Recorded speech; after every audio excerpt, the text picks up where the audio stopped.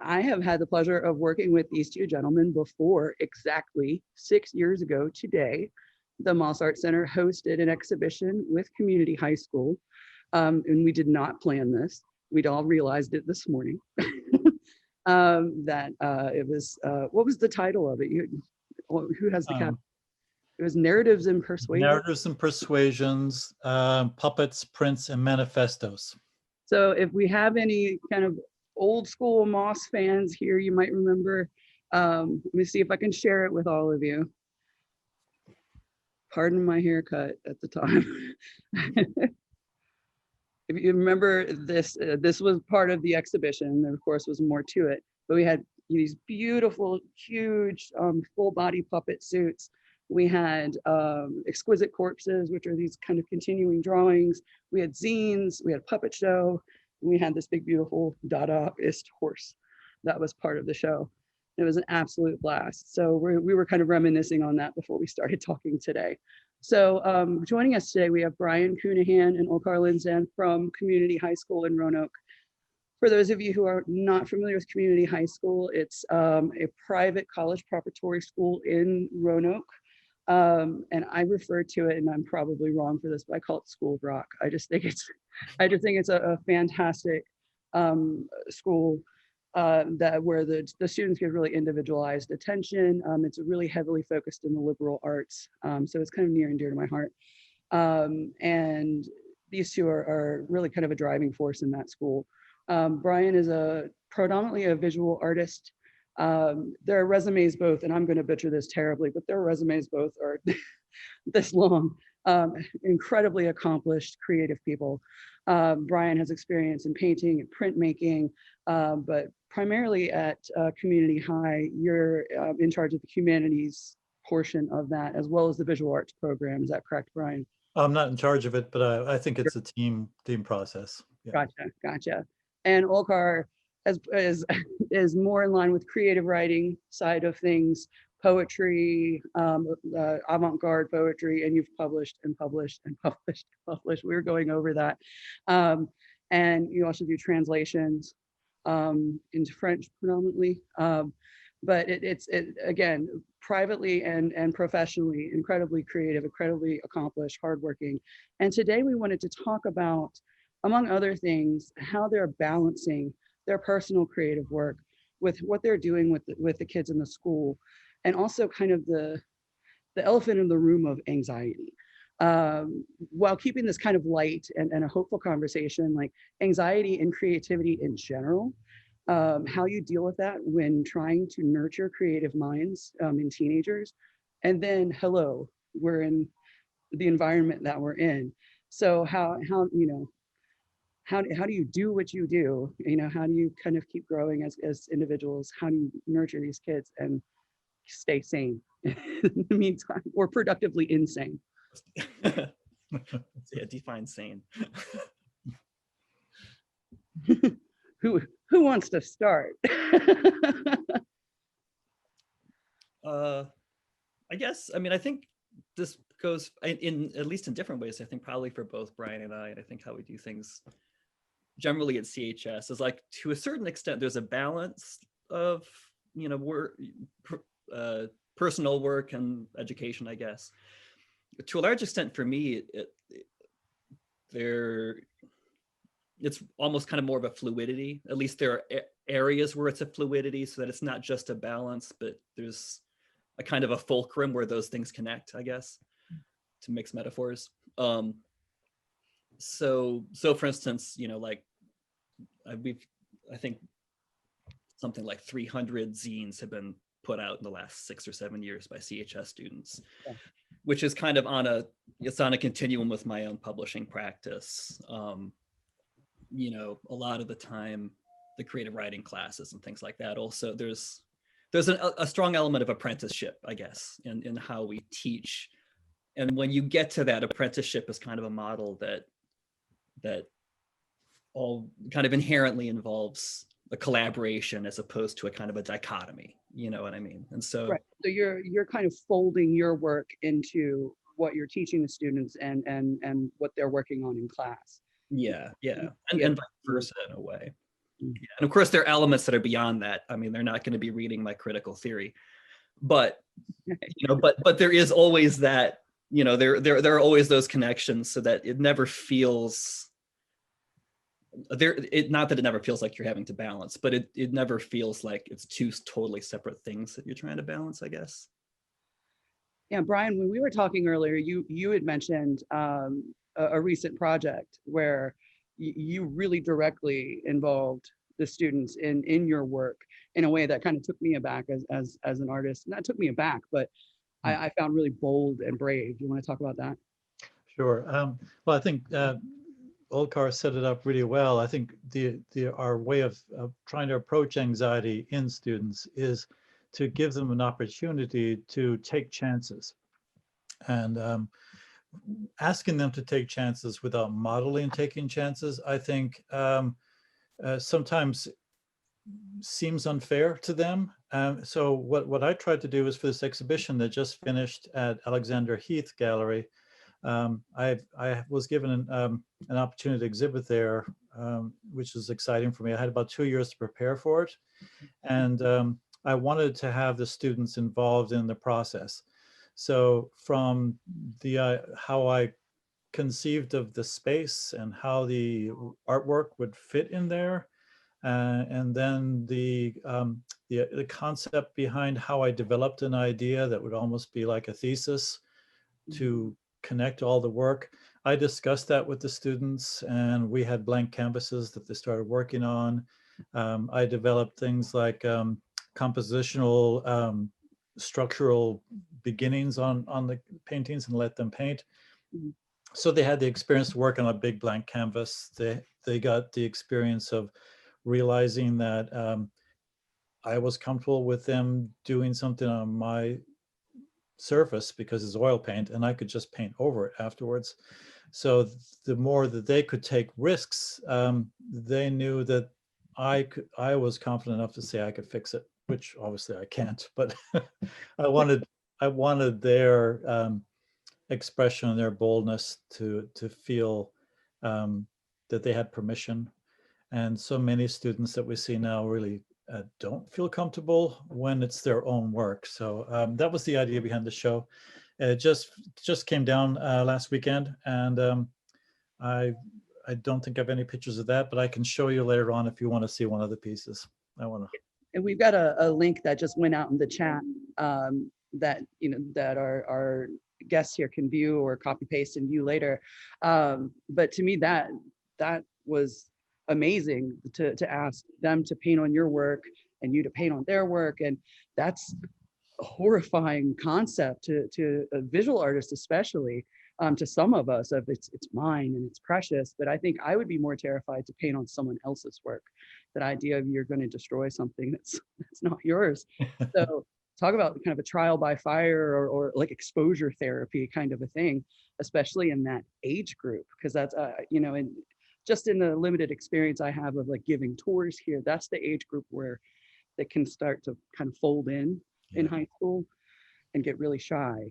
Is that your experience, or Olchar, do you have any read on that? I think there's that capacity, and there's also the capacity to not do that. So I think it's kind of a key time to kind of, this is exactly when kids are kind of trying to figure out how they're going to do that, because they're just kind of coming into the point where they actually can get a skill set that they can feel good, that they can feel good about. So I think we do see pretty often kids who come in very shy or very closed down and gradually start to feel more comfortable, and I think it is kind of that immersion thing that Brian's talking about, along with like the fact that they're not, you don't get punished for taking that risk, and so gradually it becomes less scary, and you see other people doing it. One thing. They seem very interested in. They're very aware of what is sort of publishing. So I think if it's homework and they're willing to experiment with that, really, generally I find, at least in studio art, they are. But when it comes to saying like, okay, this is art and you're going to have to hang this somewhere, that's when they start getting very anxious about it. So. Mhm. I've started in my creative writing class telling them they have to publish at least one of their classroom exercises every semester because of that, because you'll find that when they're doing a classroom exercise that's little and it's meant to be silly, they'll take these chances and come up with these really kind of interesting and pretty cohesive writing styles or whatever. And then when they switch to like their main story, which are still really great, but it tends to fall back into a kind of a transparent prose style, and it is like, no, put that thing out there, look at it. Right. We had a little bit of an interesting conversation before this, talking about how that fear of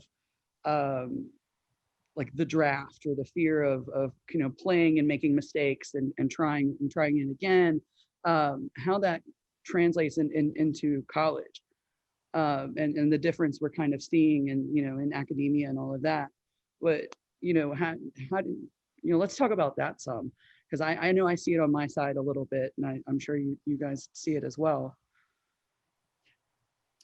Yeah, I think that one of the things we've seen probably more in the last 5 years than I remember, because I've been teaching probably way too long now.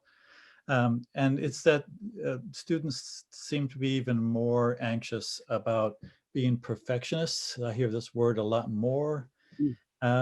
And I think that's where the disconnect is, because there's a certain pride that students announce that they're a perfectionist, when what they're actually saying is that they're crippled by the idea that they have to be successful immediately, that they're proud of the fact they can't get something done right away because they're waiting for this inspiration. And so a lot of our time is, I think from a lot of my colleagues too, we spend a lot of our time teaching how to get over that idea and to learn how to be scholars, and how to practice and iterate and explore. And a lot of that involves failure, and the growth and excitement of what you find exciting comes from those discoveries, and discoveries are basically something that comes out of the ashes of failure. So that sounds great, and I pat myself on the back when I hear myself say this to the kids, but I know half the time they don't buy it. They still want to be perfectionists. Failure hurts. It's hard. It never gets easy. So Olchar, speaking of from the ashes of failure, where's the horse? Well, I didn't bring the remnant of it, but so this is my accepting of the ephemeral and letting go of kind of the precious idea of art. That horse I shared the picture of, that is actually a cast of so like a statue, like from like a putt kind of a place of an actual, like a horse, was ceremonially burned by the students. And it was like a piñata. It was beaten. It was piñata.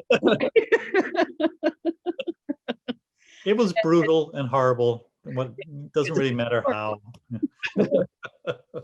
But I died inside a little bit when I heard that. But that helped me like embrace, like, that's the spirit of the piece. Like that was kind of the point of it. And we deal with it here with exhibitions of putting works up and taking them down, and of just letting that go, instead of investing so much in that perfect little product, that perfect little moment, getting the paper right on the first go, and getting, it's like making a beautiful cake and then eating it.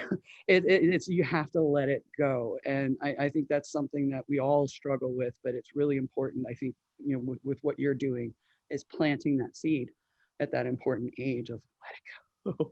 Let it go. You'll be better for it. So let's see, what else did we talk about? What could we talk about? The well, on the horse one, I will point out that the horse was executed by the students who built it. Mm-hmm. So I think that there was actually a kind of gleeful closure that they experienced from that. And it was also in the spirit, the sort of data spirit that Yeah. it was created in too. So I know it sounds horrible, and we do tend to like to destroy things for fun and art. But there is, I think it speaks more to the fact that I don't really believe in art as just being sort of object based. I think it's more about process based, and that's our way to get past the object to a process. Yeah. I mean, I think that just underscores everything we just talked about. Is if you had kept that horse pristine forever because it was in an exhibition, it would just undermine everything you just said. It's like, no, you have to let it go. It's just a thing. You know, it was more important that you had the experience making it and now freeing yourself of it. So, Yeah. so I think it took me longer to get over it than anybody.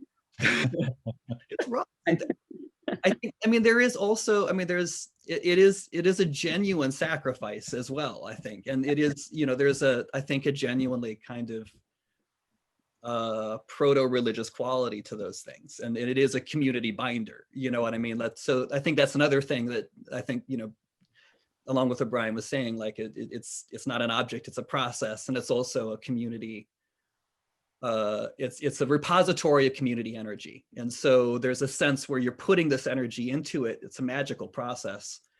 And then the community comes together, destroys it, re-releases that energy. Yeah, it's a And beautiful thing. It's a beautiful thing. Yeah. A dark, beautiful thing. the other side of what people, yeah, you know, because there is, you know, well, I think the biggest blowback we got from that kind of thing was the Marginal Arts Festival when we destroyed a piano which had already been trashed, mind you.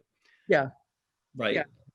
And you know, but what people were not seeing is, if you were a piano, would you rather die this way in a big blast of community togetherness and like sacrifice the people listening to all the noises you've never been able to make?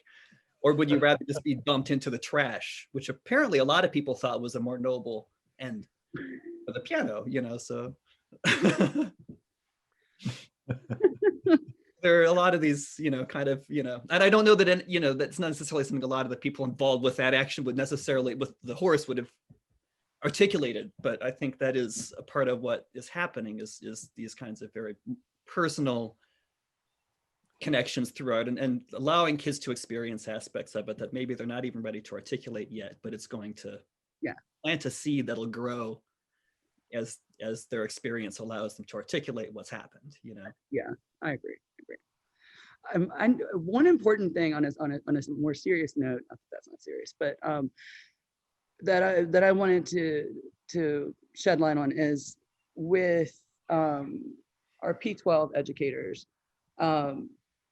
There's, you know, the extra work that you do, and you know, the research that you might do, whether it's, you know, because you mentioned it's not a dichotomy, like your personal work and your creative work with the students is really not kind of this or that. It all runs together, it seems to. And, you know, just by nature of time and scheduling, it's going to. And for you all, there's no tenure, there's no, do you know what I mean? You know, there's no sabbatical, there's no, you're how do you, I don't know, what are your feelings on that? I mean, it's someone say it's not fair, and someone say it is. I mean, I don't want to start anything, but I don't want to, you know, start anything. But it's a different animal, and it's a different challenge. You know, you may not have the same kind of perks, or you may say that there are perks that aren't there. So I just want to open that door gingerly.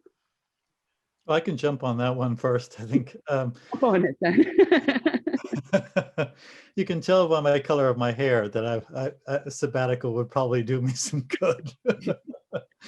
But I think what I'm really thankful for in a way is that being a high school teacher, that I see myself as an artist that teaches in high school, is that I don't have the pressures to have to publish or have to exhibit.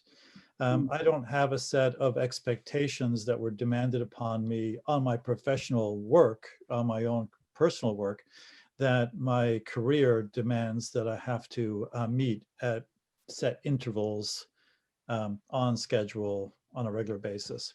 Mm. So I think that's a tremendous freedom in a sense. I would like the opportunities to maybe have maybe some of the doors that open for university Sure. teachers that we don't get because we're high school teachers. But I think the trade-off is well worth it. And also, I think the school that we work in, the freedom we have to develop curriculum Mm. is enormously addictive, and it's why I'm still here. Is that it's really fantastic to respond to what's happening around us now and create a class from basic things I'm interested in. Mm. And like Olchar mentioned earlier, we assign books we haven't even read yet a lot of the time. So we're not standing there as a college professor. I don't have to say I'm an expert in this. I Mm. don't have to have taken a class to prove I'm an expert in it. All I have to say is I'm an enthusiastic learner, and I want to help you guys learn how to be an enthusiastic learner. And you can be experts as you go forward. I think I'm professionally a dilettante from now, and I've accepted that. I think that is a big, that kind of goes back to the anxiety issue too, and I think for most of us, I mean, Brian and I think other people too teach, anything really, you have certain classes where you are, like, this is my enthusiasm, I can do this. And your strength is that you are so involved and you're like, I love this and I can share that. There's also a danger with that, which is not everybody loves it. And your job is not just to teach people who love it. And there are all these other, Yeah. But you kind of have those classes and you have those other classes, like Brian says, where you sit down with the kids and you're like, I don't know any more than you. Yeah. So there's no need for anxiety. We're all going to work out. We're going to figure this out together. And just teaching kids, like, you can start from the beginning, come in, and you can be, as the teacher, this was confusing to me too, but I looked this up, which none of you did. Mm. So that helps. And people are like, oh, I could have looked that up, as opposed to, again, coming in and just having this feeling that like you're being judged immediately, I think that speaks to another, epidemic besides, in our society of imposter syndrome, of right. all ages, just about everybody I talk to has that, like, they're all going to find out. I have no idea what I'm doing. And I have when I've rarely encountered anyone who has any legitimate reason to feel that way. And I think it's all just coming back. I don't know where it's starting. And I don't think that there's any one finger to point, but it's all of that. I'm supposed to show up already knowing how to be great at college. I'm supposed to be great in high school. I'm supposed to be great at my job, when we're all learning together. And it's so refreshing to hear, educators who say, I don't understand this either. We're going to learn together. And it's so much more, so inspiring to hear that. And I think, I would imagine it makes kids hungrier to want to learn. It would make me more excited. Make me less intimidated. Does it work? Not always. No, not always. I think sometimes kids, I think, maybe are, well, I think the biggest thing is kids not believing you. That's actually, I think the kids are like, saying that, but this is a trick. You're an expert for sure.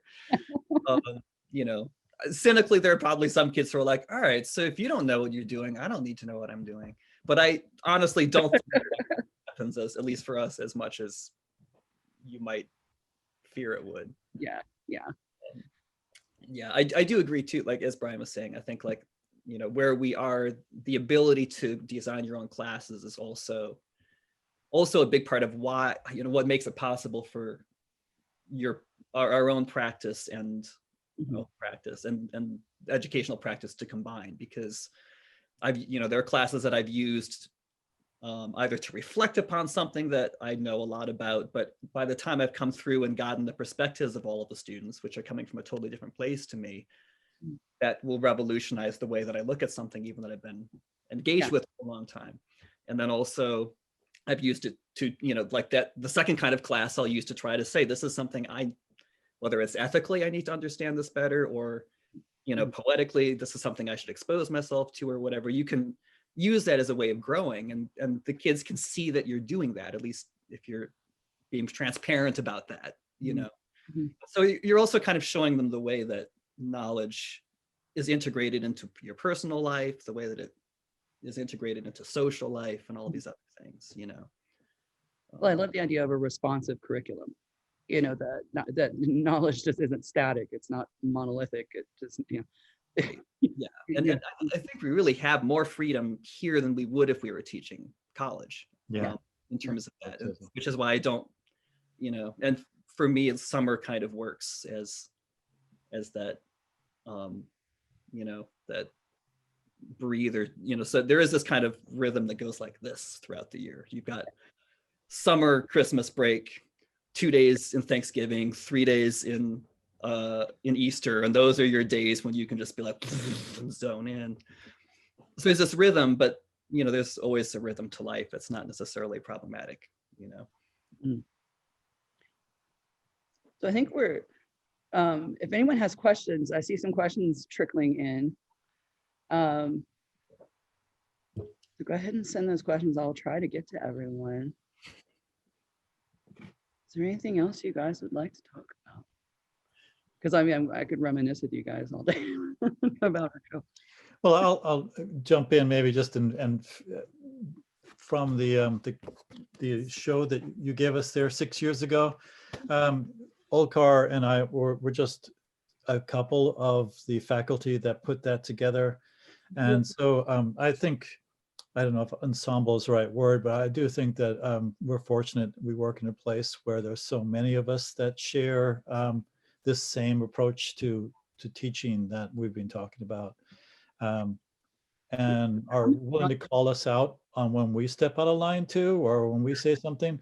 And it's how we learn, how we grow about ourselves. What makes it also very addictive for me to teach where I am is it's a chance for me to continue learning. And I think, I don't know if I ever really grew up. People are supposed to graduate from high school and move on and get a job. I think I want to keep teaching here because I have that experience to be around peers to call me out on it. So I'd like to shout out some, I mean, Simon Nolan, Stephanie Martin, Warren Fry, Les Epstein, all of them had a big part to play in the last exhibition we have and are a big part of our lives there. There's many more too. Did that fill 2 minutes for you? All right. So I'm going to call on you. Prepare yourself. Dr. Bonnie Henning Trestman. Sorry, my glasses are fogged up. Would you like to answer your question or ask your question? Ask my question. So thank you. It's one of those days for me too. So I really appreciated that whole imposter syndrome, as well as thinking about the end product versus the process. And my question to both of you is really, when the students are stuck on, keep my eye on the prize, the end product, how do you work with them to help them to move forward? It doesn't seem like you can go from 0 to 60. It seems like there must be a process. Can you elaborate on that? Sure. Do you want, I can go for it, I guess, but I'm not really sure, actually. It tends to be student by student. We're fortunate in the fact that we're a really small school, so we know these students, we know their background, we know what's going on in their lives sometimes outside of school, and it's the relationships that happen outside of the classroom that really help us to know how to approach each student separately. Sometimes the process, the goal of a class is not necessarily to deliver content, it's to engage that student in more critical thinking. And so we have the flexibility as in our school where we have a narrative-based evaluation.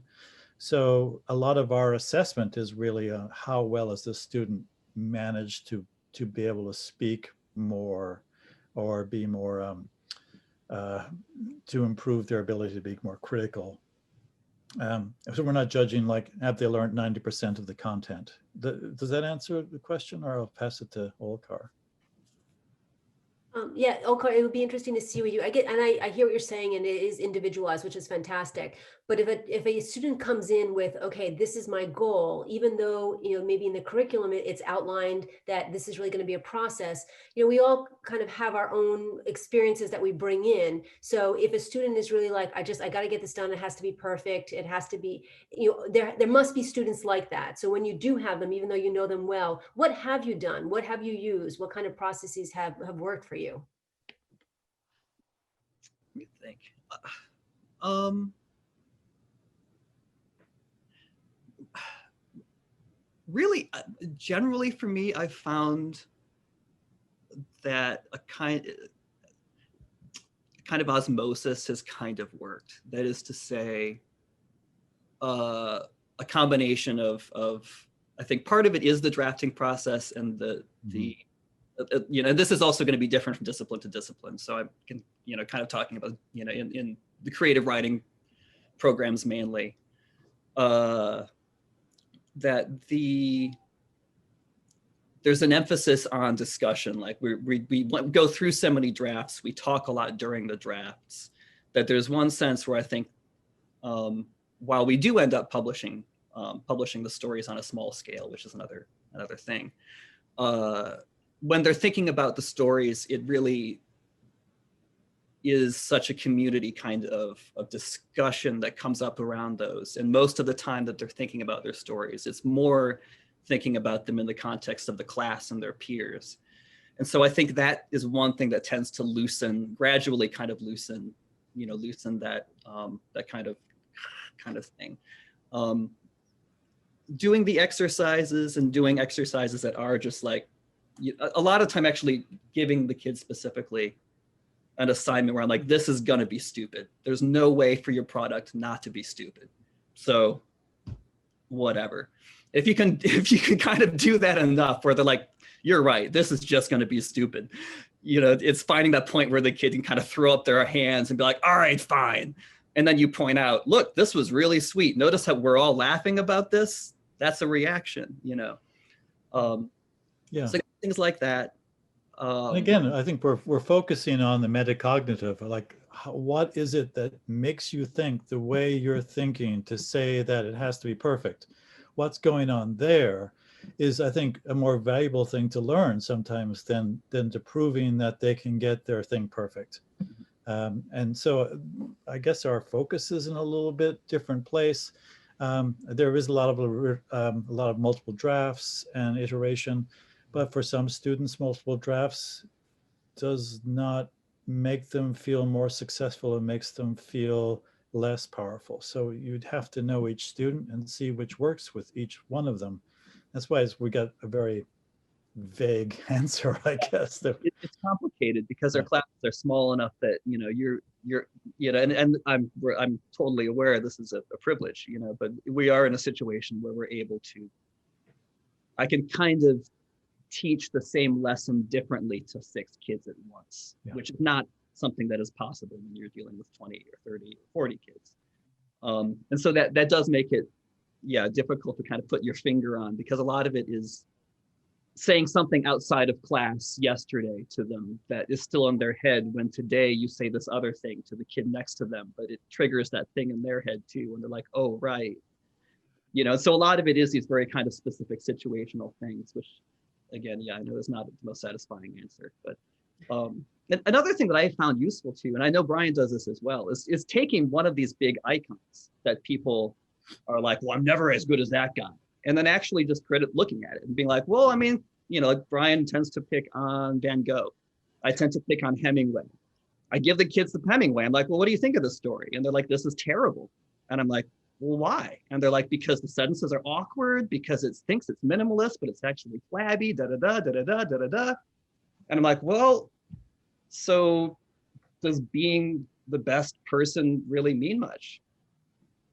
You've just torn apart someone who for 50 years has been one of the best, writers ever, or whatever. So I think that's another thing that maybe a more universal thing that I found useful. As long as you can do it in the way that you're getting across, that's what you're doing, and that you're not just kicking an icon for the hell of it. You know what I mean? Like if you can get to the point, like, why you're having this discussion. It's part of the creative creative thinking process is to question, you know, fetishes. And is it because someone has a really important name that everything they do is really good? Like what Olchar pointed out is I love picking the Potato Eater by Van Gogh. If you put that up, I learned this in art history. It's one of Van Gogh's masterpieces, and you look at it and go like, oh my God, does anyone see this?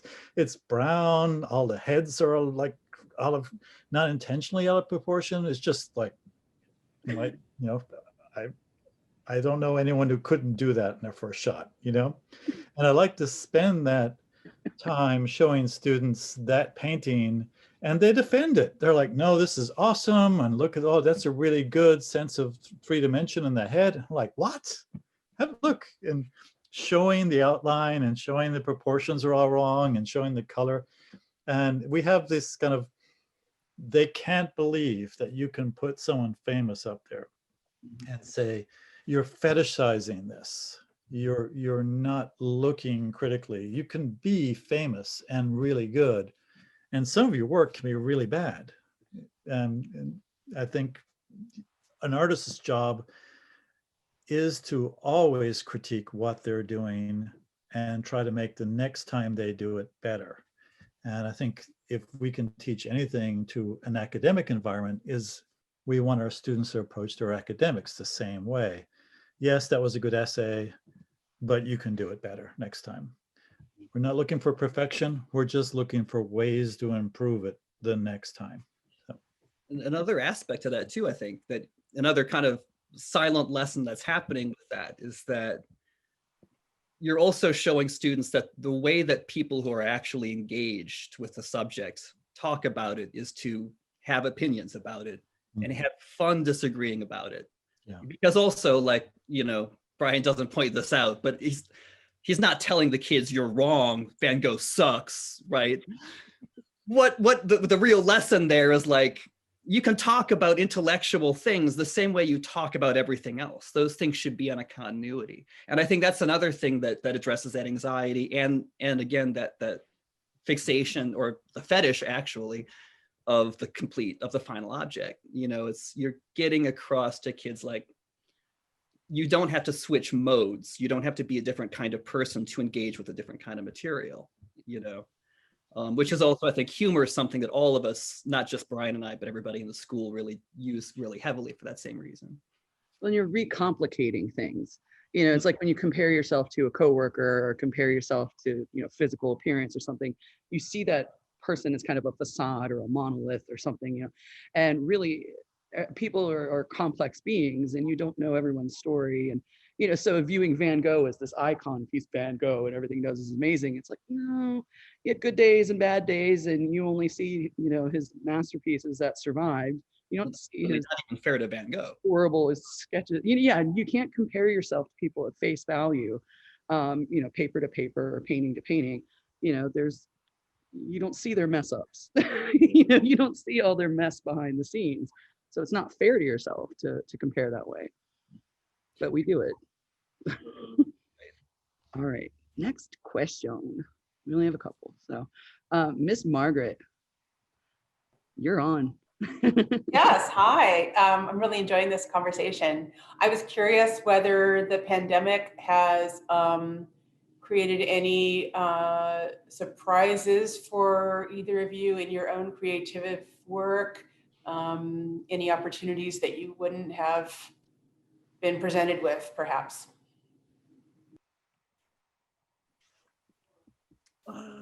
Well, I can jump in there. One you can tell by the way that Olchar and I are speaking, a lot of our relationships with our students in the classroom happens outside of the classroom, and getting to know them is really important, and we're missing that, and the students are really missing that too.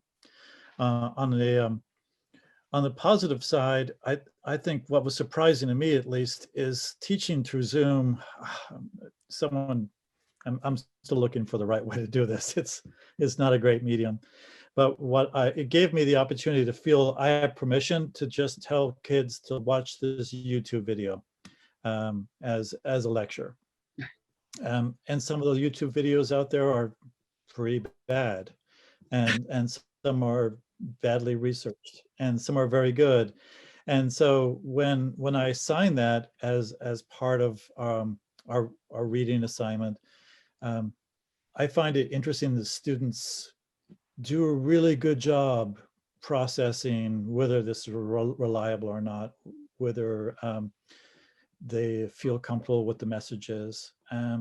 They surprise me sometimes by really arguing with the video that they saw. And one of them was actually from very reputable sources like Library of Congress. They had some real issue with the lecture that was done there, which I thought was fantastic. And it was on the idea of,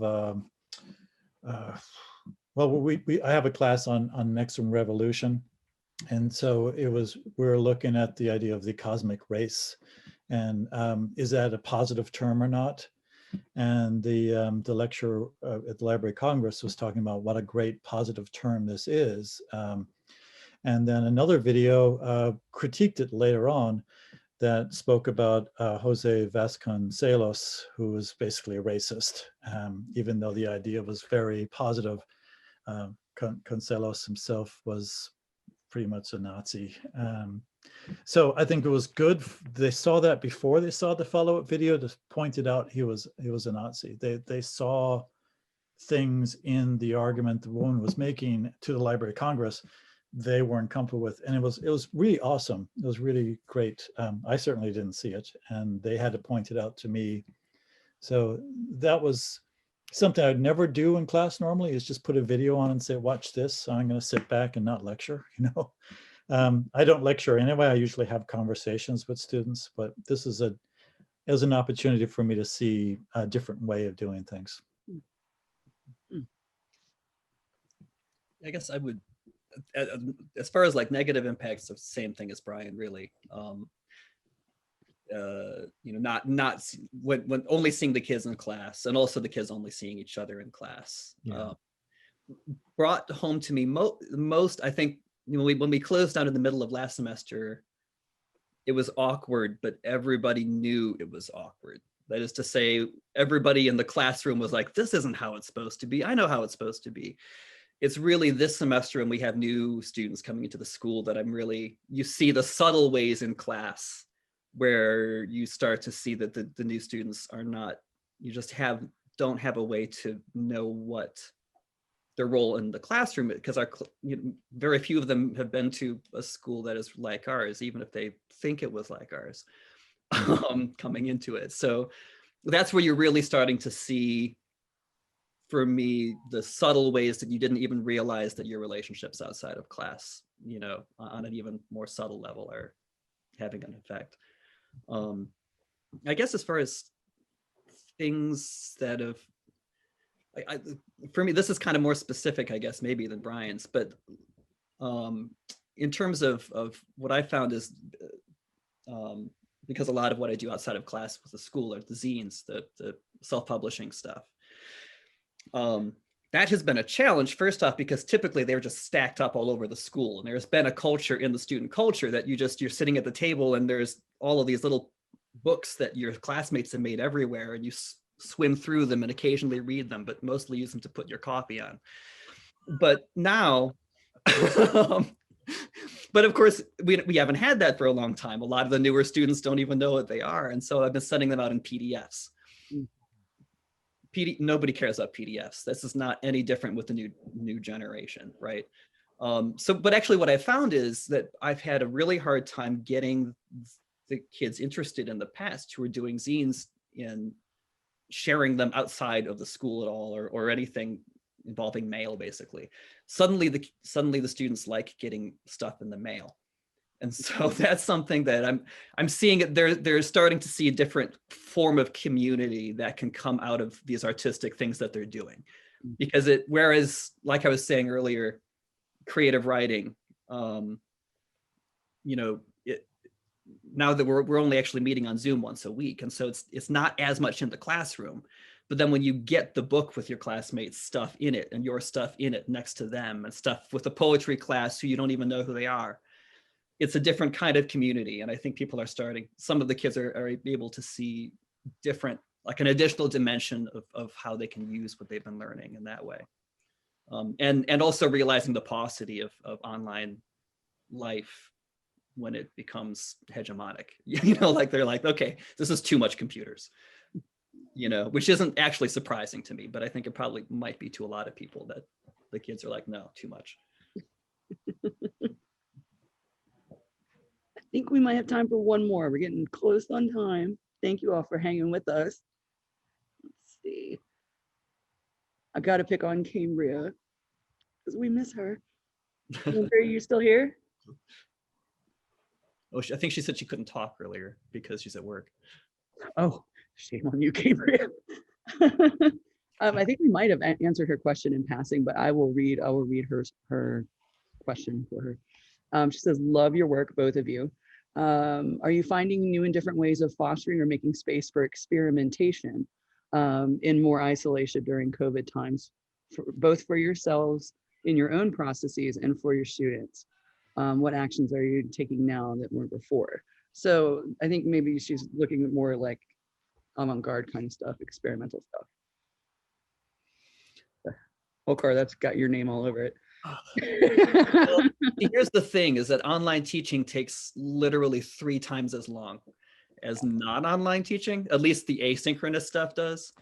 So the big impact for me has been that I have made almost no work this semester, to be honest. I did 3 days of writing during Thanksgiving, and that's the first writing I've done since August. So, but weirdly, the impact for me hasn't actually been from quarantine, which otherwise would be perfect. It's been just the workload.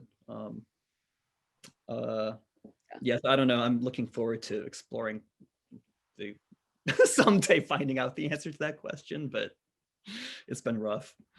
Brian managed to get a whole show done, though. I know. I saw. Well, keep in mind that show was done a year. It took over a year and a half to do. So the bad part of it is all the part I wanted the students to finish for me so I could, kick back and relax. That's when COVID kicked in. So I ended up doing the work I planned on 6 people doing myself. So I had a lot of fun doing a lot of art. But you did it. That's incredible. Yeah, well, it helps that it doesn't have to be very good. I brushed a lot of it. That's the spirit. All right. I think that's all that we've got time for. Thank you both so very, very much for sharing all of this. I hope that this was informative for everyone. And please do check out these links. They're always doing amazing stuff, both on their own and with Community High, along with all of the other faculty there. Like I said, it takes a big team to do that. As with, with any school, it takes a village, whether it's a big school or a small school. And we appreciate, what people like you do, taking care of our kids. Right now, it's a challenge for everyone. We're all getting through this together. But this is really an inspiring talk, and we appreciate your time. And thank you all for joining us. Have a wonderful weekend.